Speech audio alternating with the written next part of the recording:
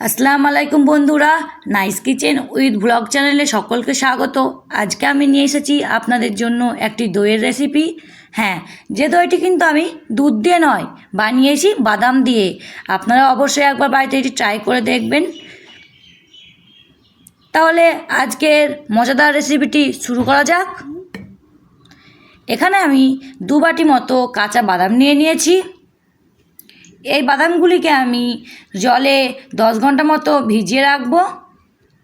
10 ঘন্টা মতো এটিকে ভিজিয়ে রাখতে হবে আমাদের। ফিরে এলাম 10 ঘন্টা পরে। দেখুন বাদামগুলি কিন্তু আমার ভালোই মোটা মোটা হয়ে গেছে ভেজানোর জন্য। এইগুলিকে এবার আমি উঠিয়ে একটি পরিষ্কার পাত্রে পরিষ্কার জলের সঙ্গে ধুয়ে নেব পরিষ্কার করে। এটিকে পরিষ্কার করে ধুয়ে নিতে হবে, তার কারণ হচ্ছে নাহলে এই বাদামের কষ্টটা কিন্তু মুখে লাগবে, দইটা তখন ভালো লাগবে না খেতে। এটাকে আমি ভালো করে নেড়ে চেড়ে ধুয়ে নিয়েছি। তো চলুন এইটাকে আমি এবারে উঠিয়ে নেব বাদামগুলোকে।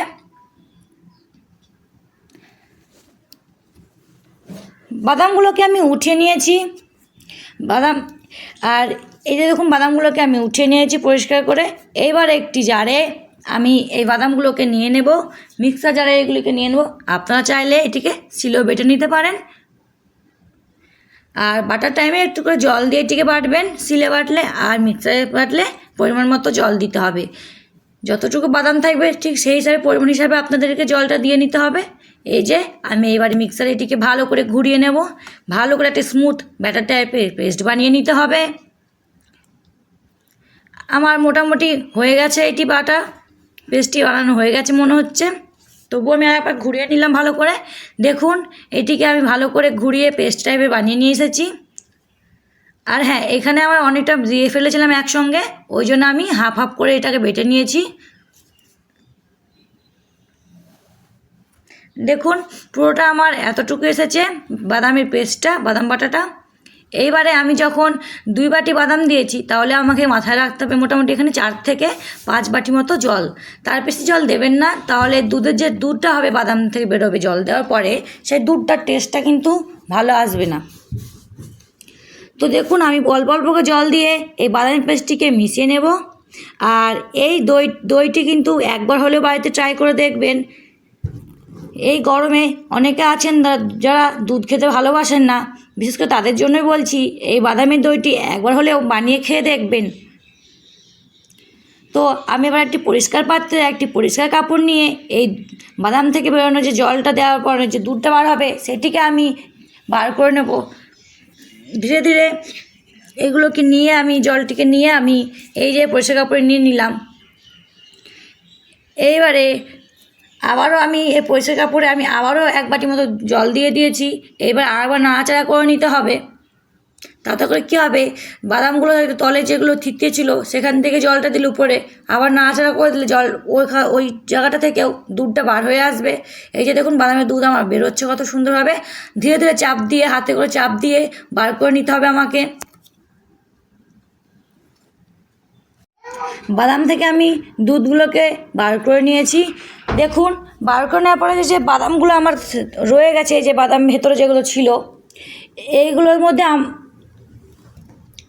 আমার মনে হচ্ছে যে আর একটু জল দিয়ে দুধ বার করা যাবে। আপনারা দেখে নেবেন যে হ্যাঁ এখনও জল দিলে একটু বার করা যেতে পারে দুধ।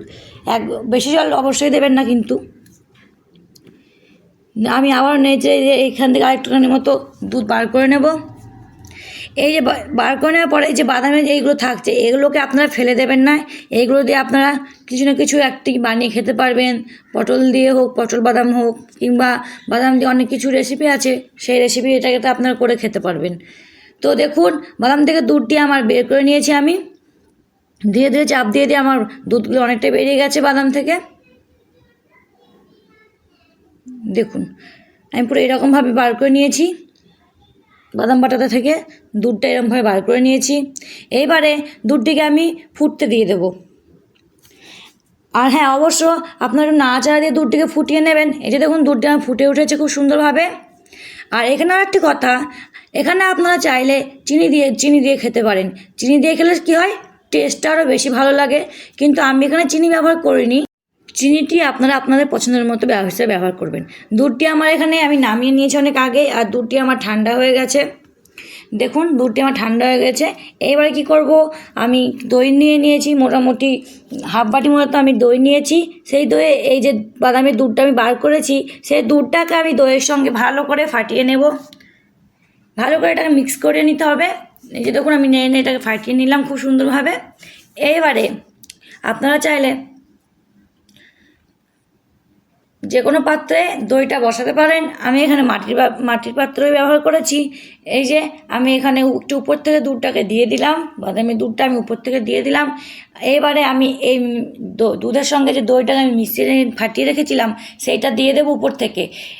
এখানে এইটিকে দিয়ে আর দুধটাকে নাড়া দেওয়া দরকার নেই, এরকম দিয়ে রেখে দিয়ে ঢাকা দিয়ে রাখলেই একটা রাত রেখে দেবেন, এই গরমে সুন্দরভাবে দইটা আপনার বসে যাবে। আমি ঢাকা দিয়ে এটিকে রেখে দিলাম একটা রাত্রির জন্যে। চলুন ফিরে এলাম একটি রাত্রের পর। দেখুন দইটি আমার কত সুন্দর বসেছে, দই থেকে কোনো অবশ্যই আপনারা এটি একবার বাড়িতে বানিয়ে খেয়ে দেখবেন। তো ভিডিওটি ভালো লাগলে আমার চ্যানেলটিকে সাবস্ক্রাইব করবেন এবং অন্যদের সঙ্গে শেয়ার করবেন। সকলকে খোদা হাফিজ।